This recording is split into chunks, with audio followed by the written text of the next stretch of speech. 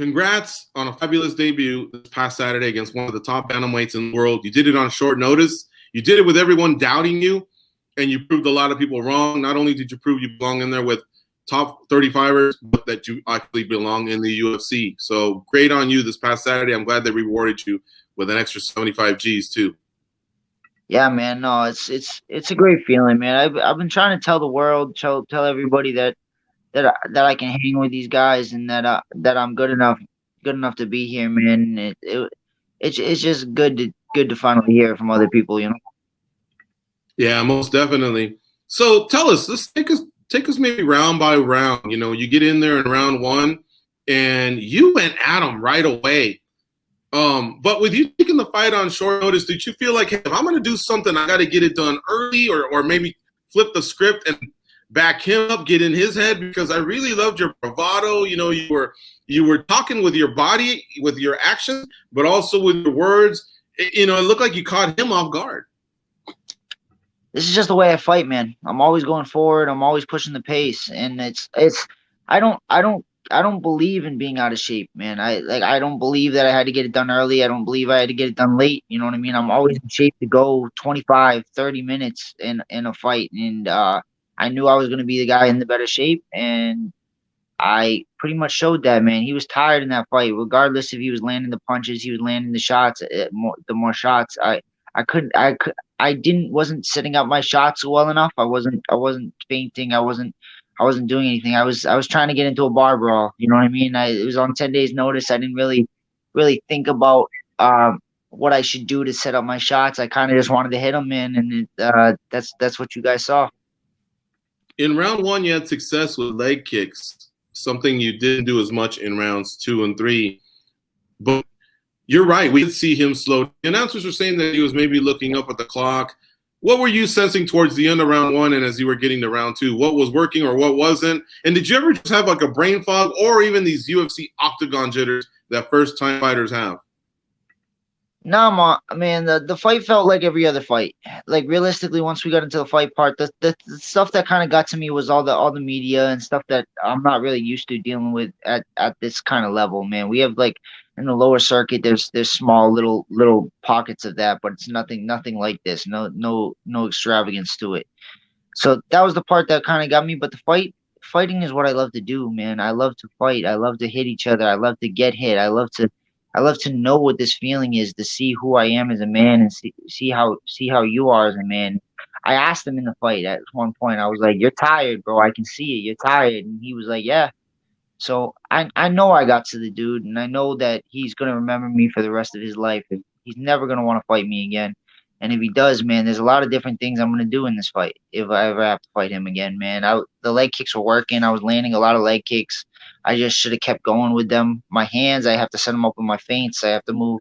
There's a lot of stuff me and my coaches are going to work on, and we're going to get better for this. And the next time we go, and it could be up 35, it could be at 25. Who knows? But we're just going to get better and keep going, you know? Yeah. And, you know, we'll get to round 3 in the stoppage in just a second. But I also wanted to ask you, should have asked you because I want to go in chronological order. Were you consumed at all by the event and just – or were you more like just – happy? Like I enjoyed watching you on Embedded, signing the posters, and then you had this like innocence to it all, like, you know, like a kid, you know, like a kid fulfilling a dream is what I'm trying to say. Of course, you're a young man and you're a professional and you deserve to be there, but you know what I mean? Like, I really love the innocence of it all, but because a few nights later, I got to see what a badass MFer you were, you know what I mean? But can you talk about just that week and how it was even before the fight started? This week was so fast and there was so much to do, man. I couldn't really enjoy it as much as I would have liked to. You know what I mean? This was one of the greatest things that ever happened to me, man. This thing is something I've been dreaming of doing for so long in my life, man, since I was 20 years old. I'm 28 now, so it's such a crazy thing that it finally happened in the way it happened. I couldn't really enjoy it because there's so much to do in such a short amount of time. So the next time I feel like I'll have a little bit more time to like embrace it and really let it soak into my soul and really be able to enjoy the whole experience. But man, this was great, man. I got everything that I ever thought that this sport would be, and realized that I was already good enough to be here, man. My soul, and I know what this is like. I was around guys that were doing this for so long, and at this level, man. My first coach was George Rivera. He was in the UFC for 10 plus years, and I was around guys like Joe Lozon and see all these guys and see how they have to handle themselves and grow up in this sport. And I knew what I had to do to be here, and I knew I was going to be ready when I got here. Kris, I want to echo what George said. I mean, to me, I know there's an L on the record, but I feel like we're talking to a winner right now. The crowd was going nuts. I think you did some pretty amazing things out there. I do want to talk about the end of the fight. That's something that a lot of people were upset with. They thought it got stopped a little too soon. Have you had a chance to go back and watch the fight? Can you give us your thoughts on the fight and the ending? Yeah. No, I definitely think it was stopped too soon. Man, I'm not gonna sit here and bash Herb Dean because he seems like a really great guy. Man, he seems like a really great ref, and he definitely knows what he's doing. I've seen him make a lot of really good calls, and sometimes you make bad ones. Man, I've seen dudes look like they're gonna die in that cage, and not get stopped. You can go watch the Rory McDonald, uh, fight where got his face smashed. The Robbie Lawler fight, Rory McDonald, Robbie Lawler fight, where he went 4.5 rounds with his face smashed into a bloody mess, and they didn't stop that fight. So I had 30 seconds left, man. You should have let me go out on my shield if I was going to go out. Man, I was still throwing punches. I was still standing there. So yeah, I'm a little upset about that, man.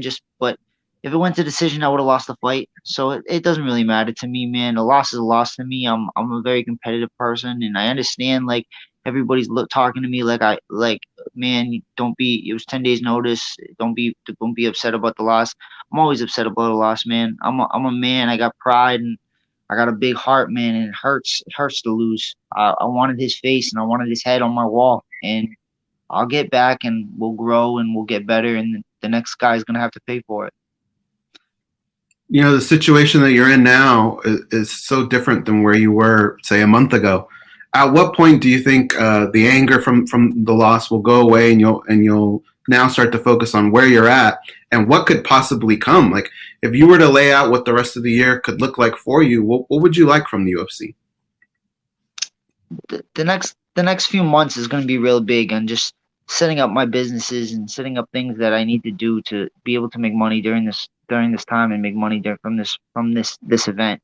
You know what I mean? There's going to be a lot of things going on, but from the sport, man, I'm already okay, man. I already know what I have to do for the next one. I'm already in process of training again and getting myself ready for the next one. I'm going to take the next 6-7 months and just get better and better and better. And when I get back into the cage, maybe the beginning of next year or a little after that, it's gonna be a whole different person than you saw this time. It's gonna be the same pressure, same high paced fight, but I'm going for the finish and I'm going to win, man.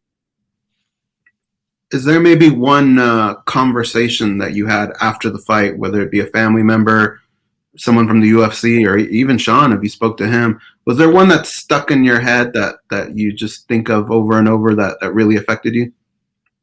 The only person I was focusing on after the fight was my girlfriend, man. She's done so much for me this whole camp, man. The whole camp. Then talking to all the UFC people for me, so I didn't have to, man. I didn't have to deal with all this stuff while I was trying to get myself ready to make weight in 10 days. I don't know what about anybody else, man. I'm not the biggest 35er, but that's still not an easy cut for me. Kind of easy cut for me to cut 20 pounds in 10 days and try to be there and feel good and feel in shape and feel ready to go to war. You know what I mean? It was a lot of mental strain and a lot of mental struggle to try to go in there and just get my body into what I want to do, man. This is what I love to do, man. I love to fight and I love to put on a show for everybody. And I'm going into the UFC to every fight I have from here on out will be the fight of the night. I'm gonna break that record, whatever that record is 13 fights, 14 fights, and it's gonna be consecutive. Every time I step in that cage, it'll be a win and it will be fight of the night from here on out. You definitely did say that. Fight of the night was headed our way, and you got it. Any plans on that 75 G's? Are you conservative, fella? Is it going into the bank, or can you think of one fun thing you can do with it? Most of it's gonna go into my stomach, man.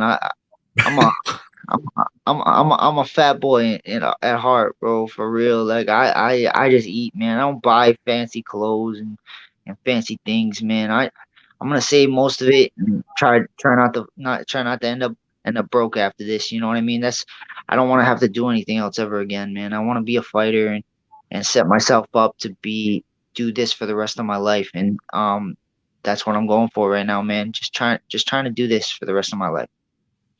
What's your meal of choice? What's the first one you're gonna get into? Really, like, you know. We had some ramen last night. I had some McDonald's today, man. We're just gonna go down the whole nasty list of just every disgusting thing you could possibly think of, man. I'm a terrible. Chris, I'm terrible. I'm terrible. Chris, you want 75,000, not $75. Ramen on your first meal? Get out to the States, brother. No, this ain't like packets of ramen, bro. This was like at a restaurant and stuff. But it was like McDonald's. That's why I was like, man. No, this wasn't no packet of ramen, but nah, man, dude, I'm disgusting. I'm telling you, I'm gross. I'm horrible. Like, if you like saw what I ate on a daily basis, it's bad, man. It's bad.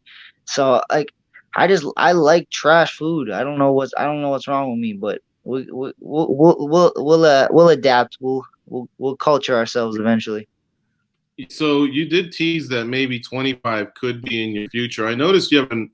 You know, I'm back to look at your fights, and it's been bantam. But you're, you know, have you been playing with house money because you've been successful as a bantam? You figured, okay, I'm just gonna ride this for a while. How realistic is 25? It's pretty realistic, man. I used to fight 25 when I was in the amateurs. When I started my career, I was a 25er. I was a lot younger, so it came off a lot easier. But now that I have these the UFC dietitians and everything, I'm gonna try to get out there and talk to them and see what I have to do, man. Right now it's just been so hard with just doing it myself and trying to meal prep and figure out what I have to do to make the weight. It's just something that I've never had the ability to have the tools to do it. You know what I mean? So now that I have them, maybe I'll make it, maybe I won't. We'll see. We'll see after I talk to them. Thanks for hopping on with us on a Monday after this fight that you had, which, you know, you guys really, really went at it, man. I love the cartoons that I'm seeing, you know, the memes and things like that. You with the zombie and the hammer, it's amazing. You got a lot of love from. I hope you heard the fight, watched it over a few times. The commentators, Twitter was blowing up. A lot of people respect the hell out of you and your performance on Saturday night, including us too. No, I appreciate you guys, man. Thank you guys for having me on and allowing me to get my name out there and keep growing this thing that I love so much, man. Yeah, it's been cool, man. It's been cool. It's not something I thought, especially after the way it was at the beginning of this fight, man. I was getting a lot of DMs telling me I was gonna get killed and I was gonna die taking this fight. So it's cool to see how all the people switched up. But I'm just excited to see where this can go. We're excited to see it too. Thanks for the time, Chris. Enjoy the rest of your day. God bless.